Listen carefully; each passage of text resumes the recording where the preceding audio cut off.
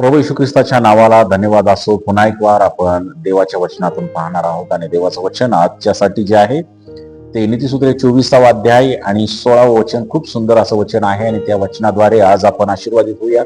देवाचं म्हणणं आपल्यासाठी बघूया. परमेश्वर आपल्या संगती काय करू इच्छितो ते पाहूया. परमेश्वराचं वचन असं म्हणतं, कारण धार्मिक 7 वेळा पडला तरी पुन्हा उठतो, पण दुर्जन अरिष्ट आल्याबरोबर जमीनदोस्त होतात. प्रियजनांनो, या वचनामध्ये आपल्याला आपल्या जीवनातील संघर्ष जे आहेत, जे संघर्ष आपल्या जीवनामध्ये, मनुष्याच्या जीवनामध्ये संघर्ष आहेत, त्या संघर्षाविषयीचं सत्य या वचनामध्ये शिकवण्यात आलेलं आहे, या वचनामध्ये सांगण्यात आलेलं आहे. या ठिकाणी म्हणलेलं आहे, धर्मी मनुष्य 7 वेळा पडतो, अपयश येतं, अडचणी येतात, निराशा येतात, पण त्याची खरी ओळख, हे जे त्याच्यावर संकट आलेले आहे ती त्याची खरी ओळख नाही आहे. त्याची खरी ओळख, तो या संकटांच्या द्वारे जरी पडला असला तरी तो पुन्हा उभा राहतो, ही त्याची खरी ओळख आहे.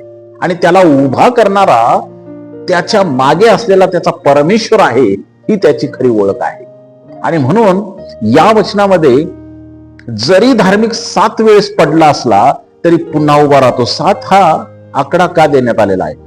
8 वेळा, 10 वेळा, 100 वेळा म्हणू शकत होतं, परंतु 7 वेळा म्हणण्यात आलेला आहे. 7 हा जो नंबर आहे हा परिपूर्णतेचा नंबर आहे. परिपूर्ण म्हणजे परिपूर्ण जरी तो पडला, म्हणजे पूर्णपणे जरी धार्मिक मनुष्य कोसळला तरी तो पुन्हा उभा राहील असं म्हणण्यात आलेलं आहे. कारण की प्रियजनांनो, त्याचा देवावर विश्वास आहे. तो कितीही वेळा पडला तरी देवावर विश्वास त्याचा ढळलेला नाही. देवावरचा विश्वास जो त्यानं ठेवलेला आहे तो ढळलेला नाही. आणि त्या पडलेल्या परिस्थितीमध्ये सुद्धा तो देवावर विश्वास ठेवतो. आणि मग तो पूर्णपणे नास्तानाबूत झाला असला, 7 वेळेस पडला असला, म्हणजे पूर्ण वेळेस पडला असला, तरी प्रभू त्याला पुन्हा उठवतो. हा त्याचा विश्वास असतो आणि देव त्याच्यासारखंच करतो. परमेश्वर त्याला पुन्हा एकदा उभा करतो. पडणे म्हणजे पराभव झाला असं नव्हे.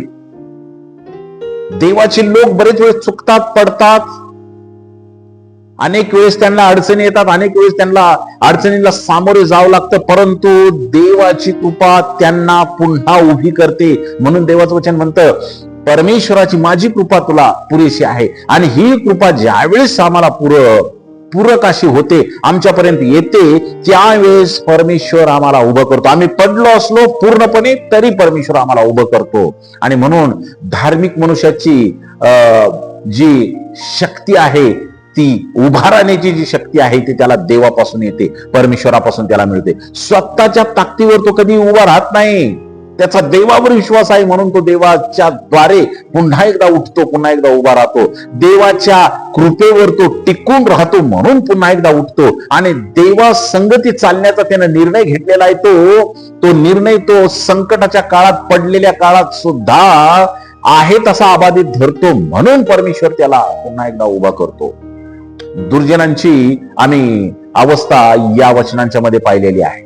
दुर्जनांची अवस्था आम्ही पाहतो की पश्चातापाचा अभाव त्यांच्याकडे आहे. ते दुर्जन आहेत. कोण दुर्जन आहेत? जे पडलेले आहेत, चुका केलेल्या आहेत, पाप केलेले आहेत, परंतु परमेश्वराकडे पश्चातापांत करणारा येत नाहीत.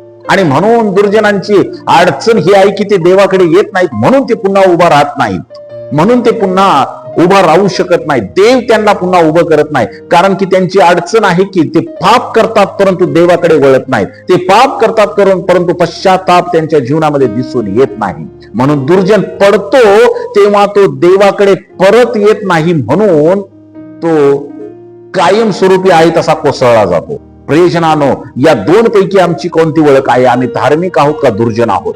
कारण वचन म्हणतं, धार्मिक 7 वेळेस पडला तरीही तो पुन्हा उठतो. तो पुन्हा उठतो मीन्स परमेश्वर त्याला पुन्हा उठवतो. आजच्या जीवनासाठी यातून काय संदेश आहे प्रियजनांनो? आम्ही कदाचित सेवा करत असताना सेवेमध्ये अपयशी झालो आहोत काय? कदाचित आम्हाला आमच्या कामाधंद्यामध्ये, आमच्या व्यवसायामध्ये, आमच्या नोकरीमध्ये आम्ही अपयशी झालो आहोत काय? परमेश्वर तुम्हाला पुन्हा उठवणार आहे. देव तुम्हाला पुन्हा उठवणार आहे. तुमचा विश्वास डगमगता कामा नाही. तुम्ही पडलेले असला, तुम्ही कोसळलेले असला, तुम्ही 7 वेळेस म्हणजे परिपूर्ण तुमचं कोसळणं झालं असलं तरीही तुम्ही विश्वासामध्ये स्थिर राहा, प्रभू तुम्हाला पुन्हा उभा करणार आहे. विश्वासात डगमग झालेला असाल तर प्रियजनांनो, तुमचा विश्वास वाढू द्या. लोकांनी तुम्हाला दोषी ठरवलेला आहे काय? देव तुझ्या बाजूने उभा राहून तुला त्यातून मुक्त करेल, तुला उभा करेल. देवाच्या नजरेत धार्मिक मनुष्य कोण आहे? देवाच्या नजरेत तो धार्मिक मनुष्य नाही जो कधीच पडत नाही, म्हणजे त्याला काही संकटच येत नाहीत, कधी त्याला अडचणीच आलेल्या नाहीत. हा मनुष्य, हा व्यक्ती देवाच्या नजरेत धार्मिक नाही.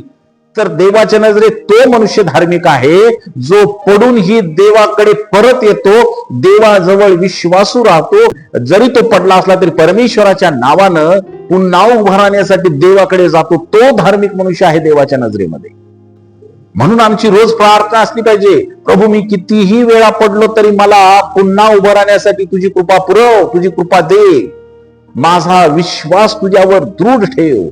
ही आमची रोज प्रार्थना असली पाहिजे. कारण पाडण्यासाठी आम्हाला 7 वेळा परिपूर्ण पाडण्यासाठी सैतान नेहमी तयार आहे, परंतु त्याचबरोबर आम्ही विश्वास ठेवला पाहिजे की देव आम्हाला पुन्हा उभा करण्यासाठी सर्व समर्थ आहे. देवाच्या नावाला धन्यवाद असो. देव बघ तुमची काळजी घेऊ. आमेन. धन्यवाद. May God bless you all.